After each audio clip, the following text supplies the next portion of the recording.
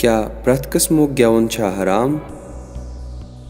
शरई तौर छुन प्रथ कां gyawun हराम केह किस्मक gyawun छ हराम। gyawun कर छु बनान हराम तो गुनाह कबीरा। वमिन अन्नासि मन यश्तरी लहवल हदीस। लुकन दरमियान छ तिम नफर यम फजूल गैर वाकई कहानी छ मूल हवान। तिम क्या छ करान? लियुदिल्ल अन सबीलिल्लाहि बिगैर इल्म, ताकि तिम बहकावन लुकन खुदाय सिंद वत निश ना आगाह तौर। gyawun छु तेल हराम येल तथ मज यम खसूसियत आसन। अव्वल gyawun आस सोन तवज्जो डालान खुदाय सिंद वत निश। दोयम gyawun आस ऐसे गुमराह करान खुदाय सिंद वत निश।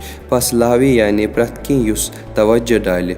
बहुस अख फिल्म वुचान यम सत कैंसस कालस मशे मे जिंदगी हंद गम। यह छुन बनावन अथ हराम के। gyawun छु तेल हराम येल सो खुदाय सिंद वत निश ऐसे तवज्जो डाले। ब्या खसूसियत छ gyawun आस गुमराह करान खुदाय सिंद वत निश। gyawun हेक दयो तरीको ऐसे गुमराह कर, या आस ऐसे अकैदो निश गुमराह करान। बतौर मिसाल यम सात अख मोमिन छु बाकियन मोमिनन हंज सोहबत मज आसान, सु छु बदल चीज एहसास करान। मगर अगर अख इंसान गसी नगमस या म्यूजिकस मज मस्त वार वार छु यह नफर गुमराह गसान पन्नो अकैदो निश। युस मजबूती अकैदन मज अमिस गोड सो छन रोजान। ब्या किस्मच गुमराही छ अमली गुमराही। अमली गुमराही छ तेल येल अख नगम कह गुनाह करने खतर शौक दिलाय। बतौर मिसाल अख नगम आसि खुदकशी मुतलिक या बाकी नगम यम बाकियन गुनाहन मुतलिक आसन, तो यह नगम छ मे शौक दिलावान या कह वाजिब त्रावन खतर या कह हराम काम करने खतर। यम सात कत करान तिमन चीजन मुतलिक यम खुदाय सिंद वत निश गुमराह करान। त्रे चीज हेकन गुमराह कुन आसित।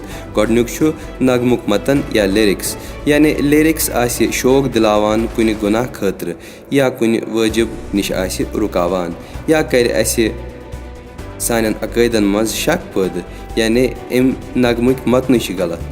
दोयम छु साज या मेलोडी। कुन सात छ लिरिक्स ठीक आसान, मगर मेलोडी छ रक्स खतर आमाद करान, तेल छु अथ नगमस मज मसल। कुन सात ना मेलोडी तिश ठीक, मगर अथ नगमस मज छ बाकी खराबी। बतौर मिसाल बेहिजाब जन आस मर्दन ब्रोह कन gyawun, अगर नगम ठीक ते आसि, यह नगम बोजुन छु हराम।